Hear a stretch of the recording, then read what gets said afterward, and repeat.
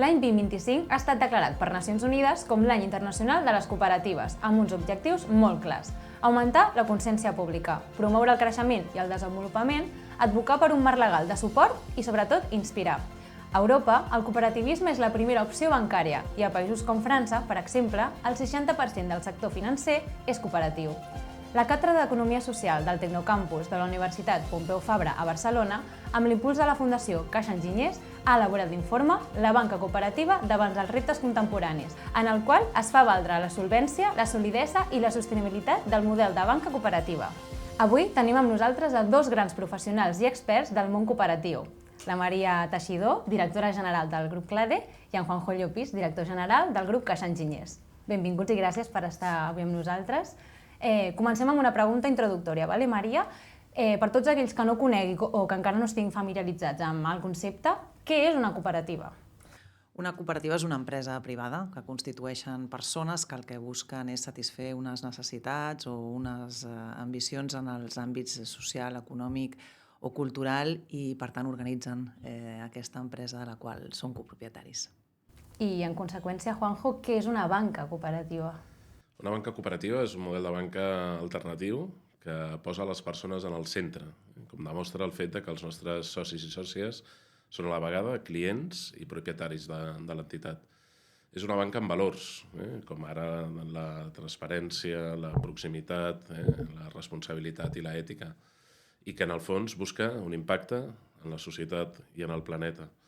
És un model de banca sòlid, resilient i molt solvent també, com demostren les dades i el fet que la crisi del 2008, la crisi financera, s'hagi pogut superar sense cap ajuda pública. Són entitats molt capitalitzades, estan en el primer nivell de capitalització del sector bancari, com també ho està Caixa Enginyers. En el fons, treballem per construir una societat més justa i més inclusiva. Perfecte. Maria, quines diries que són les principals característiques que fan diferent una cooperativa de qualsevol altre model de negoci? Doncs aquests principis i valors als que feia referència el Juanjo i que sintetitzaríem en posar les persones al centre. Al final, les persones, el seu projecte, són l'eix, diguem, de treball d'aquestes entitats.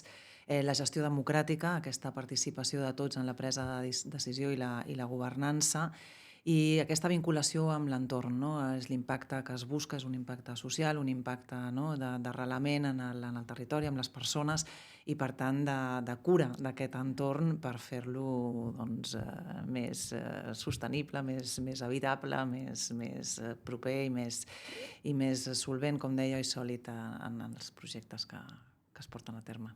Perfecte. Com bé has dit abans, Juanjo, Caixa Enginyers ha passat per un context econòmic on hi ha hagut fusions, recessions, tancament d'oficines. Quines creus tu que han estat les claus que han permès que l'entitat continuï formant part del panorama bancari en un context tan complicat com els que hem viscut i els que visquem actualment? Se m'acudeixen moltes raons per intentar justificar el per què estem avui aquí, superant totes aquestes crisis i vicissituds a les que feia referència, però totes tenen un eix comú, que seria el cooperativisme, aquest ADN cooperatiu i aquests valors als que fèiem referència anteriorment. I si tingués que destacar un, apel·laria a la prudència, la prudència en la presa de decisions i la prudència en aquesta mirada a llarg termini. Nosaltres no busquem un benefici en el curt termini, busquem un benefici sostenible i al llarg termini. I això és el que jo crec que ens ha permès superar aquestes crisis. I la veritat és que les dades ho demostren. Des del 2008, Caixa Enginyers ha crescut en el 136% en el seu número d'oficines. Hem crescut a les persones que treballen en el grup en més d'un 62% respecte a aquest any 2008 i el volum de negoci s'ha incrementat en un 148%.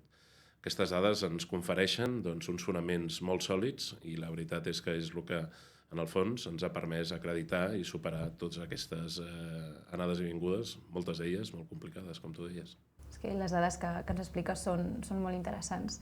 I ja per últim, m'agradaria que aquesta pregunta me la responguéssiu als dos.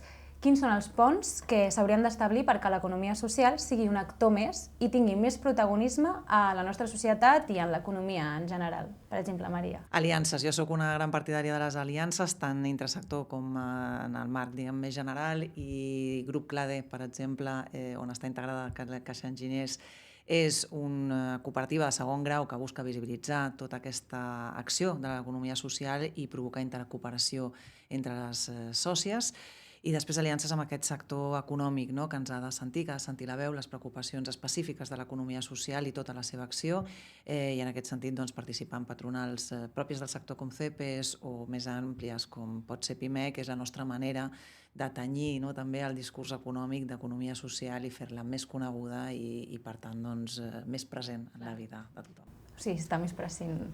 I tu, Juanjo? Doncs jo sumar-me a totes les iniciatives i propostes que feia la Maria i apel·lar per aquesta notorietat, no? Prendre més notorietat també de la mà del sector públic, és a dir, teixir aliances amb les institucions públiques, no?, que posin en valor el paper que genera en la societat i en l'economia l'economia social, clarament demostrat amb xifres i amb projectes.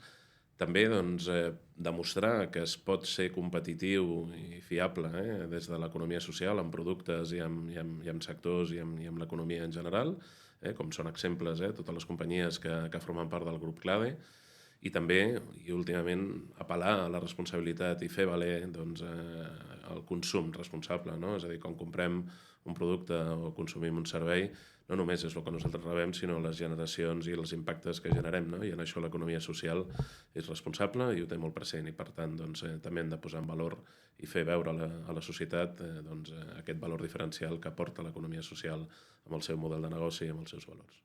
Moltes gràcies, Maria, Juanjo, per estar avui amb nosaltres i sobretot per ajudar-nos a compartir les claus per entendre per què les cooperatives, i en concret la banca cooperativa, són un model de negoci solvent, sostenible i sòlid. I a vosaltres, que ens escolteu, gràcies per acompanyar-nos en un nou capítol de Finances amb propòsit, el podcast de Caixa Enginyers.